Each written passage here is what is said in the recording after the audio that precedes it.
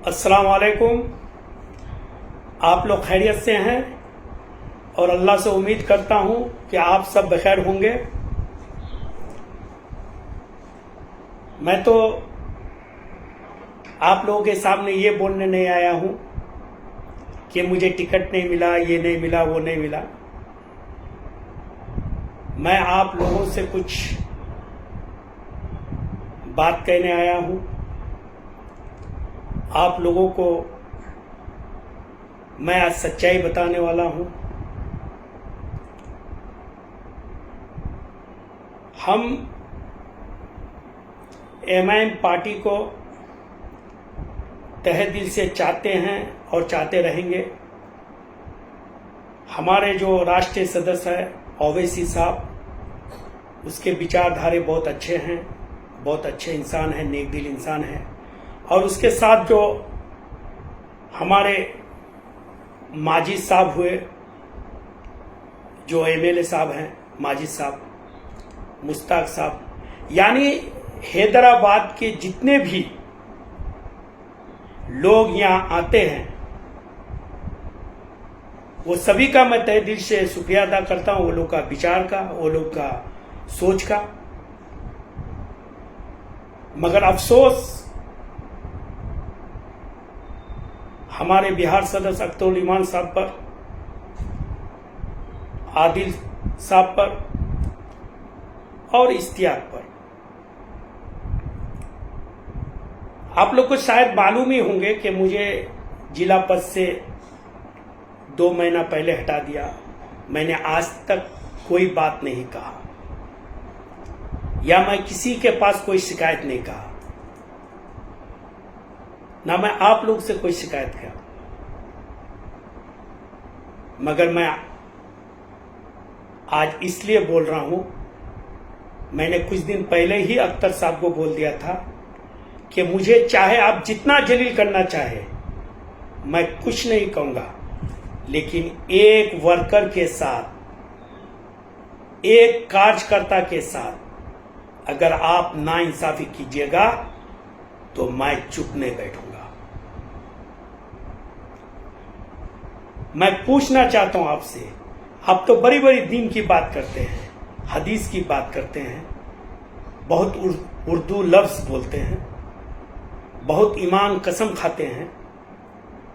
मैं आपसे पूछना चाहता हूं, जब आपने हमें जिला अध्यक्ष बनाए थे, आपके पास संगठन था? आपके पास कोई संगठन नहीं था। मैं उस संगठन को अपने पैसे से, उसमें मैं अपने पैसे से, जब पैसा नहीं था तो इसाक साहब से आपको फिर 3 लाख रुपया दिलवाए। उस पैसे से मैंने अपने प्रखंड अध्यक्ष को लेके, उसके जरिए से पंचायत अध्यक्ष को लेके हर कार्यकर्ता को, हर बूथ लेवल तक, हर वार्ड तक हमने संगठन खड़ा किया। और आप देख रहे हैं कि आपका वोट का एसईओ भी बढ़ा। वो पैसा दिए हैं मस्जिद में घुस के, बताइए आप दिए हैं वो पैसा? नहीं बोलना चाह रहा था क्योंकि वो मेरा व्यक्तिगत था, लेकिन आज मैं नहीं बैठूंगा। आज मैं चुप नहीं बैठूंगा।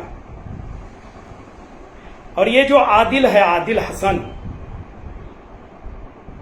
ये जो हवाई जहाज में सफर किया, बम्बई तो हैदराबाद तो कहां कहां, उनके पैसे थे। ये जो 5 स्टार मेंटेनेंस किया वो उनके पैसे थे, वो हमारे पैसे थे। उसको शर्म आना चाहिए। उसने इसाक साहब से पैसा लिया, उसने और लोगों से पैसा लिया। वो पैसा लेके जमीन का कारोबार शुरू किया डॉक्टर साहब से। ये जो जदयू के हमारे डॉक्टर शाहजा साहब हैं, अभी भी एग्रीमेंट पड़ा हुआ है, वो हसनन से पैसा लिए मोबाइल में। एक नंबर बैबान है। और ये तो इश्तियाक तो ये बिन पेंडिंग का नोट है, ये 500 रुपया वाला है। इससे जरा पूछिएगा जो मोबाइल से वो आज दलाली कर रहा है वो किसने खरीदा है? उसका इलाज का पैसा, उसका बच्चे का इलाज का पैसा। ये नहीं कहना चाहिए लेकिन मजबूरन कहना पड़ रहा है। मैं पूछना चाहता हूं अख्तरुल ईमान साहब से कि उसने किस वर्कर को वो टिकट दिया। अब आप बताइए। मुखिया असलम साहब बेचारा 10 साल से खटा, सादिक संदानी साहब वो लोग के साथ भी नाइंसाफी किया।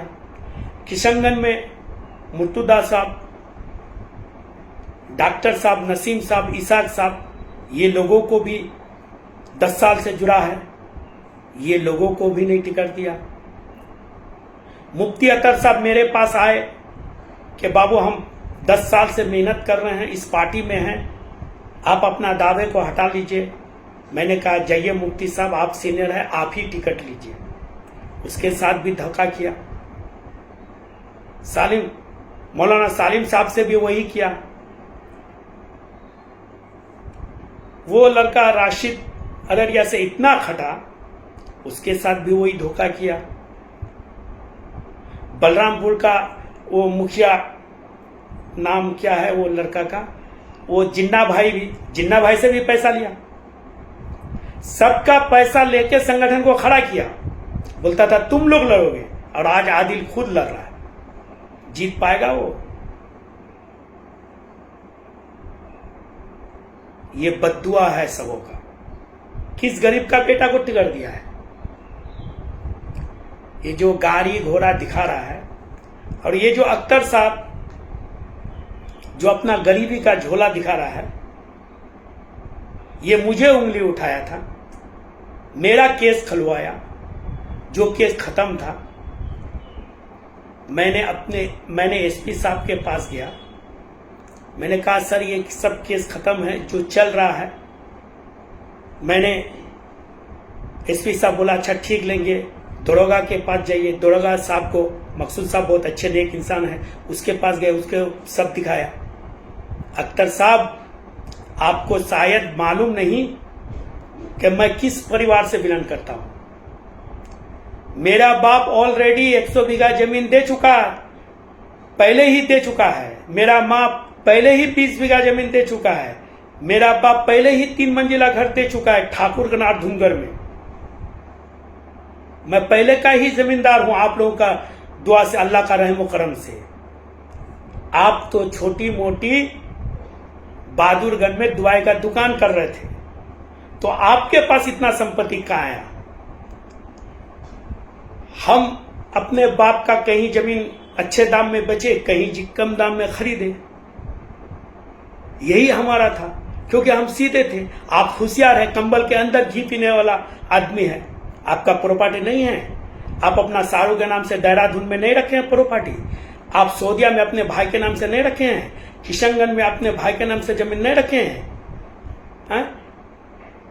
ये क्या बोलते हैं, बेलवा से आगे जो आपका टी गार्डन है 25 एकड़ का, ये 50 करोड़ का है, ये आपका नहीं है जो अपने साला के नाम से।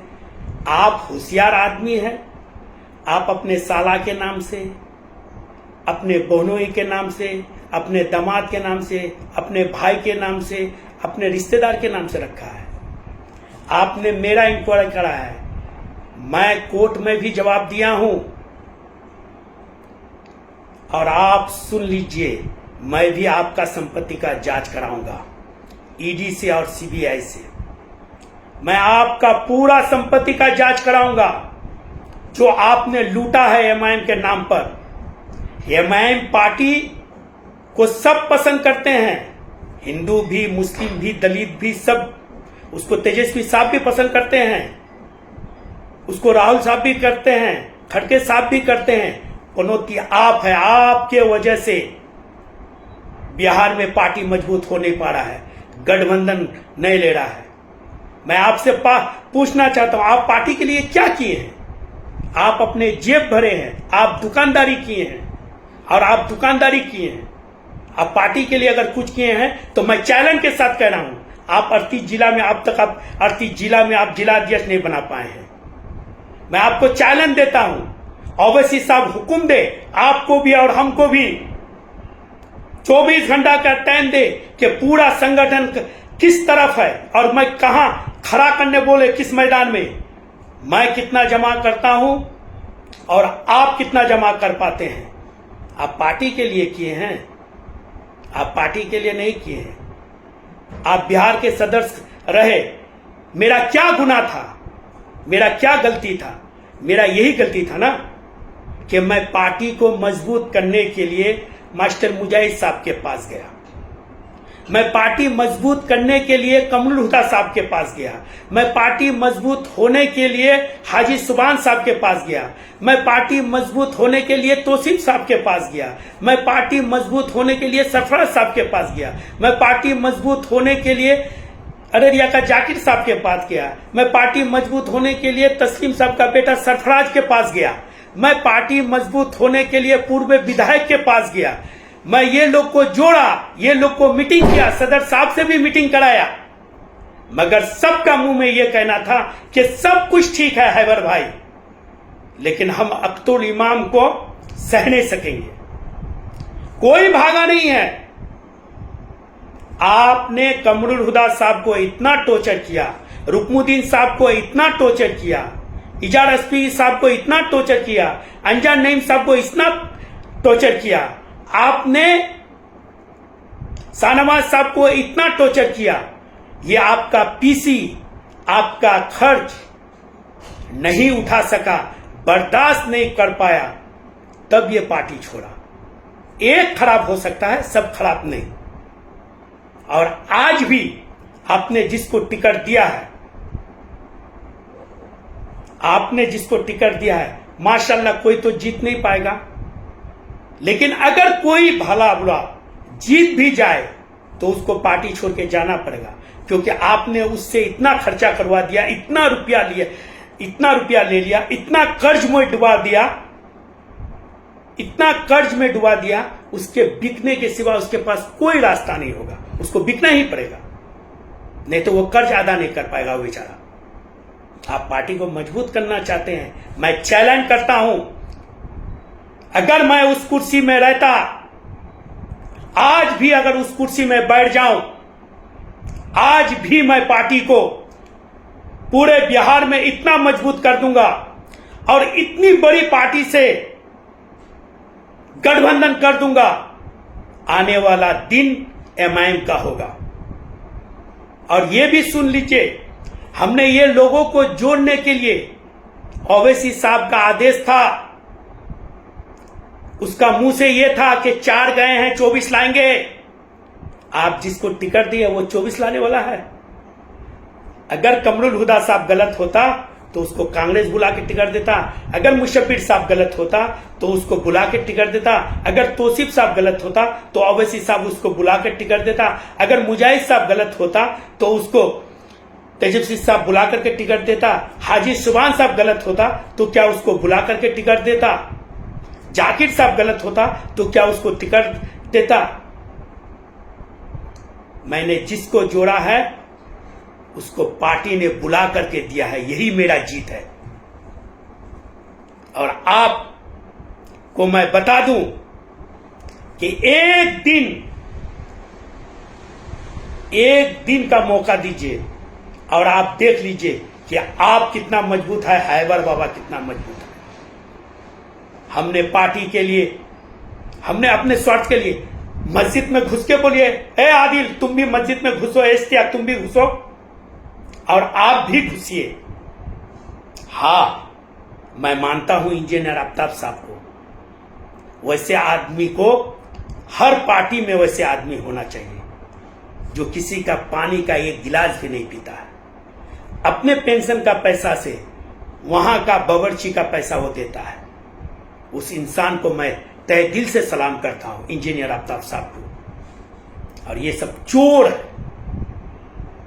इसने पार्टी को नहीं, इसने नौजवानों को बेचा, इसने नौजवानों का भरोसा को तोड़ा, इसने कार्यकर्ता का को धोखा दिया, इसने वर्कर को धोखा दिया। अरे हम जानते हैं, आप समझ गए हैं कि मुझे अब इस पार्टी से जाना होगा, इसीलिए आप अच्छे दुकानदारी कर लिए और देहरादून में, सऊदीया में, दुबई में पैसा को शिफ्ट कर दिया। होगा जांच, आपने जो रिश्तेदारों, हर रिश्तेदारों से होगा, हर रिश्तेदार का फाइल को खंगाला जाएगा। आपने हमारा फाइल खंगाल लेना, जाके कोर्ट में देख लीजिए, मैंने जवाब दे दिया है, जाके थाना में पूछ लीजिए। मैं चुप रहता, मैं कुछ नहीं कहता आपसे। आप इस किसी कार्यकर्ता को या मौलाना साहब को, मुफ्ती अतर साहब को, आप लोगों का औकात देखते हैं और अपने आप को गरीब कहते हैं। आपका पैसा सिलीगुड़ी में नहीं है, रियल एस्टेट में पैसा नहीं लगाए आप। आप बेवकूफ बना रहे हैं। अब ये बेवकूफ भी आपका खत्म कीजिए। और मैं सभी लोगों से, जो भी इस पार्टी से उम्मीद रखे थे टिकट के लिए, मैं उन लोगों से भी कहना चाहता हूं, जब इसके लिए 10-10 गाड़ी लेके हम लोग घूम सकते थे, इसके कहने पर हम लोग 500-400 गाड़ी लेके घूमे। मैं आप सभी लोग से हाथ जोड़ता हूं कि वैसा ही काफला के साथ अमोर का घर घर हम लोगों को जाना है और घर घर इसका असलियत को बताना है। ये जो अख्तरुल ईमान लिखते हैं, शायद अख्तर के बाद और कुछ लिखते तो बहुत अच्छा होता। और मैं कह देता हूं आपको, क्या कर लेंगे आप? मेरा केस खुलवाएंगे? आपको मालूम नहीं था जब जिला अध्यक्ष बनाए थे मेरा ऊपर केस नहीं था? आपको मालूम नहीं था आपने जिसको टिकट दिया उस पर केस नहीं है? आप बताइए, केस नहीं है? आप पर नहीं है? आप किशनगंज में जमीन खरीद के निर्णय रखे हैं जहां पर बिजली तार गिरा हुआ है, वो तो पूरा जमीन आप अपने दामाद के नाम से रखे हैं। आपके पास प्रॉपर्टी नहीं है, ढोंगी करते हैं आप। सुन लीजिए, आप, इतने लोगों का बद्दुआ है आप पर, आने वाला दिन आप लोगों को देख लेगा। आदिल जीत लेगा इलेक्शन, वार्ड मेंबर में जीता है, इश्तियाक इलेक्शन लड़ा था, 4 गो वोट मिला था। आपको अपना औकात भी पता चल जाएगा। आपने सभी का दुल दिखाया है। आप नेता नहीं बन सकते हैं। इंशाअल्लाह मुझे अपने खुदा पर यकीन है, अपने पीर पर यकीन है, औलमा दीन पर यकीन है, बुजुर्गों पर यकीन है, अपने वर्करों पर, अपने कार्यकर्ताओं पर यकीन है। इंशाअल्लाह किशनगंज का आने वाला दिन का एमपी मैं बनूंगा। अल्लाह ने चाहा, आप लोगों का दुआ से एमएलए, एमपी, मंत्री जरूर बनूंगा, क्योंकि मुझे अपने खुदा पर यकीन है। मैं आप लोगों, आपके पास एक टिकट के लिए नहीं गिड़गिड़ाऊंगा। मैं आपको पहले भी बोला था, मैंने जब फैयाज चेयरमैन साहब को जुड़ा तो आपको बुरा लगा। पार्टी को मजबूत करने के लिए मैंने नौशाद को भी ऑफर दिया, मैंने मुश्ताक साहब को भी ऑफर दिया। मैं अपने लिए कुछ नहीं किया। मुझे एमएलए, एमपी बनने का अगर शौक रहता तो बन जाता। क्या समझते हैं आप? कितने में भी, क्या आपका औकात कितना है? अल्लाह उतना दिया है, मैं आपका मुंह में मार देता, मगर नहीं, पैसे से और आपके जूता धो के हम ये काम नहीं करेंगे। हम कल भी खुददार थे, आज भी हैं, और ये जान लीजिए, आपको कोई नहीं नंगा कर सका। इंशाअल्लाह अल्लाह ने चाहा तो मैं आपको नंगा कर दूंगा, मैं आपकी हर पोल को खोल दूंगा। ये जो मौलाना का बारे में बोलते हैं, ये जो बोल रहे हैं, अपने आप को बहुत बड़ा आलिम समझते हैं, सुधर जाइए, सुधर जाइए। वक्त आ गया है सुधरने का। और ये सुन लीजिए, क्या कर सकते हैं आप? मेरा केस को उगाड़ के देख लिए, क्या कर सकते हैं? मेरा मर्डर करा दीजिएगा, क्या कर लीजिएगा? देख लीजिएगा मैदान में। मैं आज भी आपको कह रहा हूं, और मैं हाथ जोड़ के ओवैसी साहब को भी कहना चाहता हूं, माजी साहब को भी कहना चाहता हूं, और हैदराबाद के पूरी टीम को भी मैं कहना चाहता हूं कि आपने इनके बातों पे आके जो भी फैसला ले रहे हैं, सर ये गलत नहीं कर रहे हैं। आपने कभी हैबर से नहीं पूछा कि क्या बात थी, कभी आपने कमरुल हुदा साहब से नहीं पूछा कि क्यों आप ऐसा किए, आपने कभी रुकनुद्दीन साहब से नहीं पूछा, आपने कभी इजार एसपी साहब से नहीं पूछा, आपने कभी अंजार नईम से नहीं पूछा, आपने कभी शाहनवाज साहब से नहीं पूछा, आपने कभी ये लोग से नहीं पूछा कि आखिर बात क्या थी। आपको जो ये लोग कहे उसी बात पे अमल किए। मैं आपसे हाथ जोड़ता हूं, आपके लोग दीवाने हैं, आप पर लोग विश्वास करते हैं, आप पर लोग यकीन करते हैं और अभी भी यकीन करते हैं। आप ये लोग के कहने पर इतनी बड़ी डिसीजन मत लीजिए। ये बेईमान है, ये किसी का नहीं है, ये लोग बेईमान है, ये किसी का नहीं है। आपको हम ये वादा करते हैं, अगर एक मौका हम लोग को मिल जाए तो आपको पूरा बिहार का वो मजबूत पार्टी बन जाएंगे। आपके साथ बड़े बड़े पार्टी हाथ मिलाने के लिए आपको जाना पड़ा, अख्तरुल ईमान को जाना पड़ा तेजस्वी यादव के पास, ढोल लेके बाजा लेके वो नाटक कर रहा था अपने सीट को बचाने के लिए। वो 6 सीट के लिए गए थे, वो 2 सीट के लिए गए थे। आपने तौसीफ साहब को टिकट दिया। तौसीफ साहब के साथ वो क्या व्यवहार कर रहे हैं उसका दिल से पूछिए। आपने राणा रंजीत साहब को टिकट दिया, आप राणा रंजीत साहब के साथ ये लोग क्या बिता रहा है, ये आप एक राणा रंजीत साहब से जाके पूछिए। हाँ, पार्टी के वजह से ये बोल नहीं पा रहे हैं। मैं गुजारिश करता हूं उन लोगों से जो लोग अख्तर साहब को कहना चाहते हैं, जो लोग अपना मैसेज, अपनी बात ओवैसी साहब को पहुंचाना चाहता है, माजिद साहब को पहुंचाना चाहता है, वो ऐसा ही वीडियो बना करके वो अपने छोड़े। और ओवैसी साहब इंशाल्लाह वो हर कार्यकर्ता का बात को, माजिद साहब हर कार्यकर्ता को, हैदराबाद के पूरे टीम हर कार्यकर्ता बात को वो सुनते हैं और सुनेंगे। आप लोग से मेरा गुजारिश है कि आप लोग अपने दिल से, अपने भय से डर हटा दीजिए। ये कोई खुदा नहीं है, ये किसी का मुकद्दर का फैसला करने वाला नहीं है जो इसको आप डरते हैं। आप लोग डरिए मत, अपनी दिल की बात छोटी सी वीडियो बना करके ओवैसी साहब के सामने उसको सोशल मीडिया में डालिए और अपनी दर्द को बताइए। चुप मत बैठिए। अगर आज चुप हो गए तो कभी बोल नहीं पाएंगे। आज उठिए मेरे भाइयों, जागो मेरे दोस्तों, मेरे यारों, मेरे साथियों, मेरे भाइयों,